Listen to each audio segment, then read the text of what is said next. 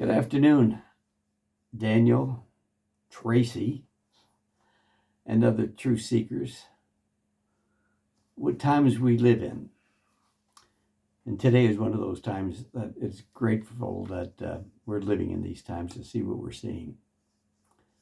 And it's a day of celebration where Donald Trump did it again.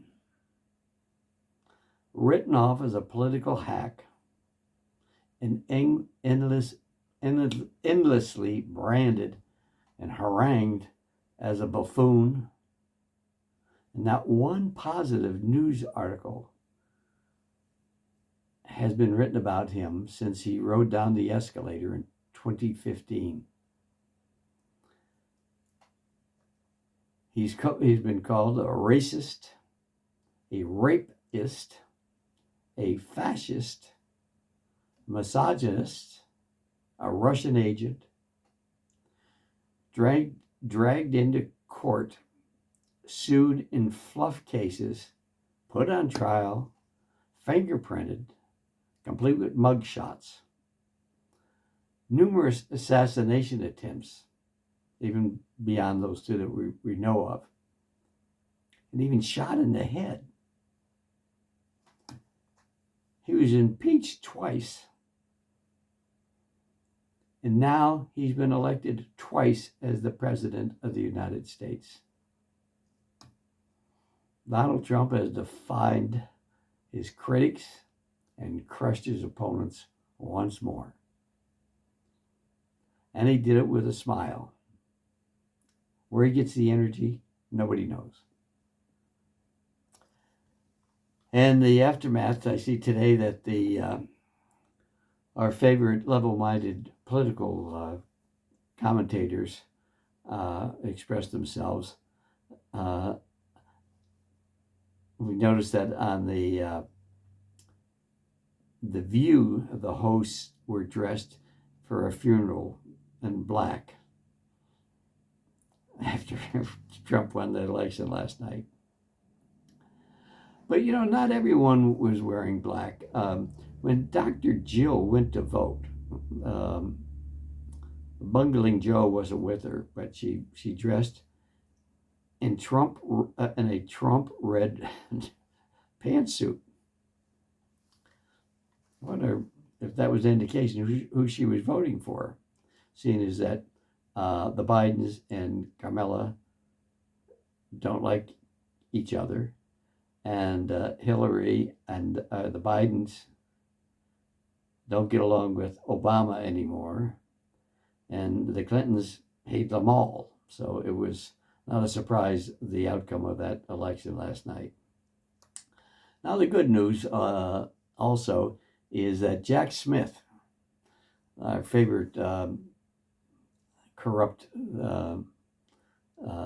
attorney, is dropping the charges against Trump due to the Department of Justice policy that says a sitting president can't be prosecuted. And last night, Steve Bannon was talking after the election, and he said that although President Trump is going to take the high road,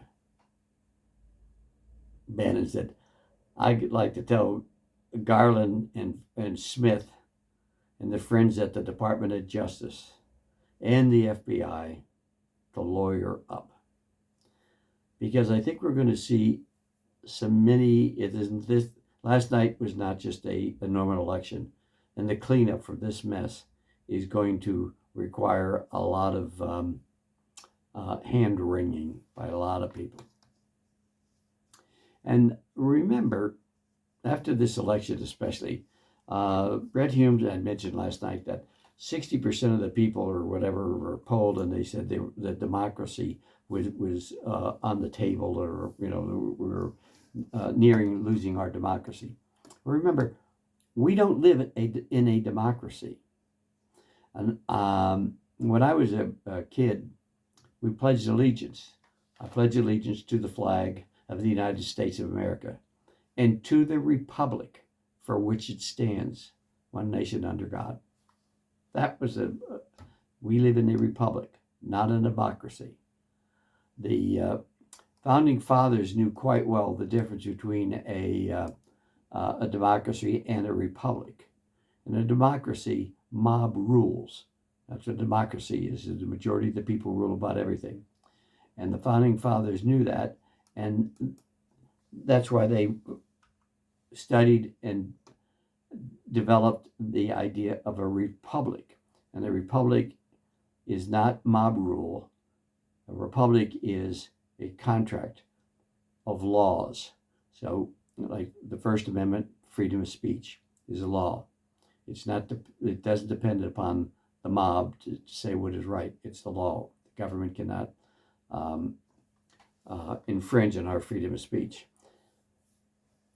And remember that the Constitution was written not to protect us against the Chinese or the Russians or the Houthis or whoever.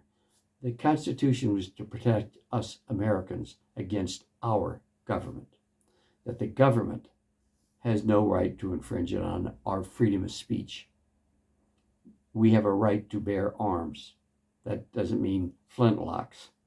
It means arms. And so at any rate, just celebrating democracy was mentioned in this election.